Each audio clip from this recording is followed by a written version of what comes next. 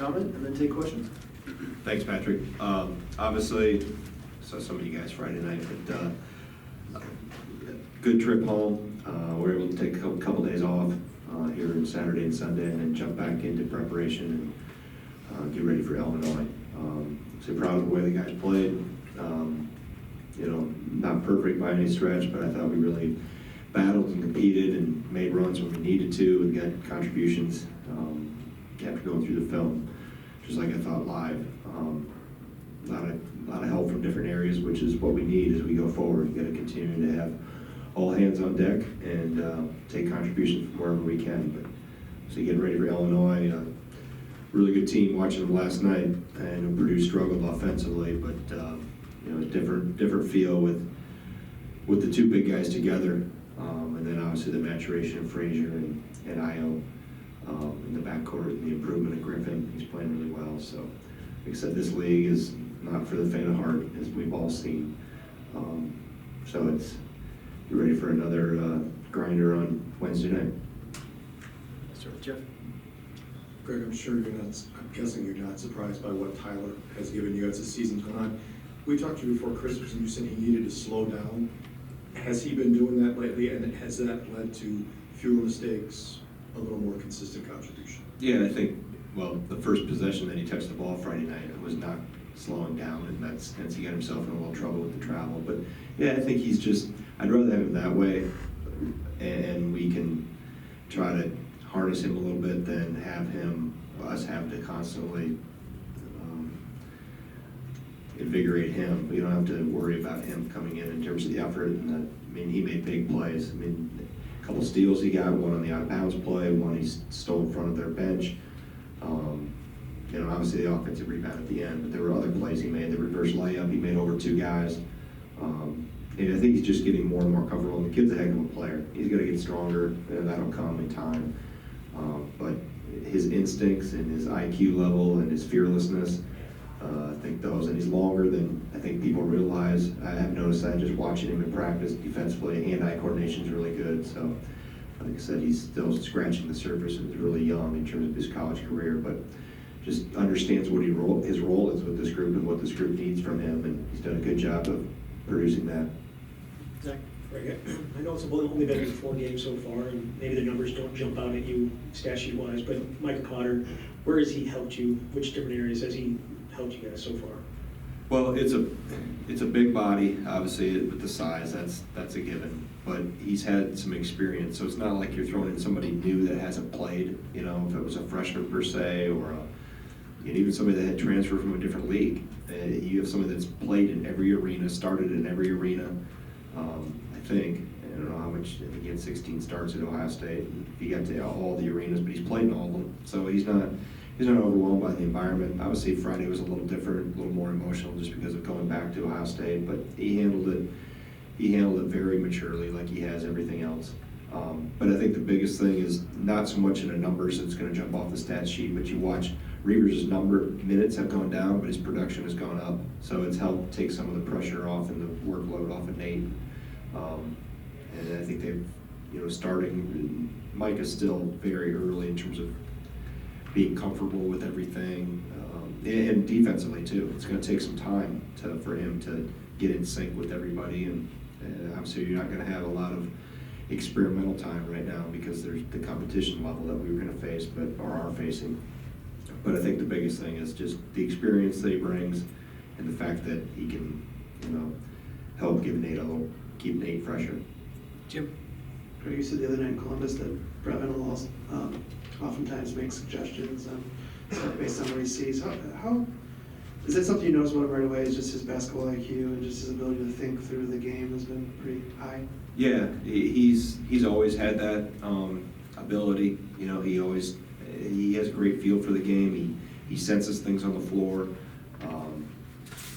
So I think it's something, it's a lot of times it's come from him being on the floor and just understanding or getting a feel for how a team is playing him per se, or he can tell by he's the most active cutter we have. So he a lot of times will sense what's going on as he's making his routes through the paint or off screens and those type of things. And we've had other players that have had that type of ability to kind of sniff that stuff out, and understand what they were talking about when they came to the huddle, and that it made sense. So, but Brevin is definitely, like I said, from a basketball IQ standpoint, and how he reads things ahead of time, he does it at a pretty high level.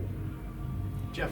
Craig, I think you mentioned after the game, maybe on your post-game radio show, that even when you guys weren't winning, still in November, you saw some signs of progress. What signs did you see before you guys started winning that, okay, we're making some progress and we'll get there eventually? Well, I think the one thing was that defensively, we were pretty good, and that was what I was worried about, probably more so coming off last year than how we were going to replace that experience of Happ and Iverson. And I thought we were good enough defensively, and I think there was only through a stretch, I haven't looked at the numbers back that far lately, but there was only one team that had gotten over a point per possession, that was Green Bay. And at one point, we had lost games by keeping teams under one, which is always the benchmark. So it was a matter of getting better, taking care of the ball, and then obviously we had some abnormal offensive nights shooting the ball. Specifically, New Mexico is probably the one that jumps out the most, that just was rock bottom. But and we could overcome that because I knew we had good shooters and guys that could score. We had to stay true to what we were going to be defensively, get better at being more physical, and taking care of the glass on the defensive end. And like I said, I think Micah's addition has helped a little bit of that, just from an emotional standpoint. But we've also gotten even better defensively. And then when you get shots to go in, obviously you become that much more dangerous. But I think the biggest thing that I saw back then is that they were bought in defensively. They knew and understood and embraced how important that end of the floor was, and we'll iron out and improve in those other areas once we get situated. Go ahead, Eric. Circling back to Tyler for a minute, you mentioned the fearlessness in him. Is that particularly impressive for a young kid like that, going after some of those big plays in a big game like that? Yeah, although I think if you watched him when he was younger in high school, that he had those same type of traits. And we've had others that have that mentality about him. Showalter had that, Gosser had that, Davison has that. They're not, the moment isn't too big for them, and they understand the other little things they can do that maybe don't show up on a stat sheet or don't get written about heavily, and how they can help their teams. And that's what I mentioned earlier about him understanding what his role is. That's his role right now on this team. Will it grow and evolve as he goes through his career? Probably. But right now, the best way he can help the team is what you saw Friday night. Jeff? Greg, forgetting points for a second, what has Davison been doing lately to help you guys win? I think one thing is he's understood that he doesn't have to do everything, and there are other guys that can step up and score and just take what the defense gives him. I think he's done a better job of not over-penetrating, driving himself into trouble. He's taking shots when they're there. I think the biggest thing about Brad, and that's why I put him back in late Friday night, was, he's the mortar between the bricks, so to speak. He's our glue. His voice on the floor is really audible. I could hear it Friday night. He was calling out things as Ohio State, kind of quarterbacking our defense, so to speak. And I felt, just had a good instinct down the stretch of that game, that we were going to need that type of vocal leadership on the floor. And whether he produced in numbers or not was really irrelevant. That I needed him kind of spearheading the charge from a leadership standpoint and a vocal standpoint. And obviously other guys were able to step up and make plays and get rebounds and those type of things. But like I said, he kind of, I think he's understood and embraced that role of, I don't have to, it's been a transformation because as a freshman, he had to shoot the ball a lot, even with one arm, because didn't have a lot of bullets in the gun, so to speak. And I think he's been slowly readjusting to not having to do that all the time. And when he has a good shot, take it, but we don't have to force things. Jim? I think you agree that you probably could still take care of the ball better. You'll go through long stretches where you do take care of the ball, but then there's these clumps where you don't. What do you notice about those stretches where cause it's not one person and Right. it just seems to kind of be contagious almost? Right. And Friday was right at the start. I don't know, we've had different suggestions from let's scrimmage before the game to get that out of us to, I don't know, one less glass of Powerade before you come back out. I think the one thing is slowing down. Some of their time, Tyler's turnover was just trying to play too fast in the moment. Finally got to one point in time, and we were talking about something offensively to run, and I said, hey, let's just start with not throwing it to the guys in the white jersey. That'll be the first good step we can take. And once we settled in, I think after that first media timeout was just, we talked more about just settle down. We withstood a punch. Let's keep. I think at that point it was maybe 9-6 or something like that. Let's just settle down. It was 9-zip, but let's just settle down a little bit. We'll be okay.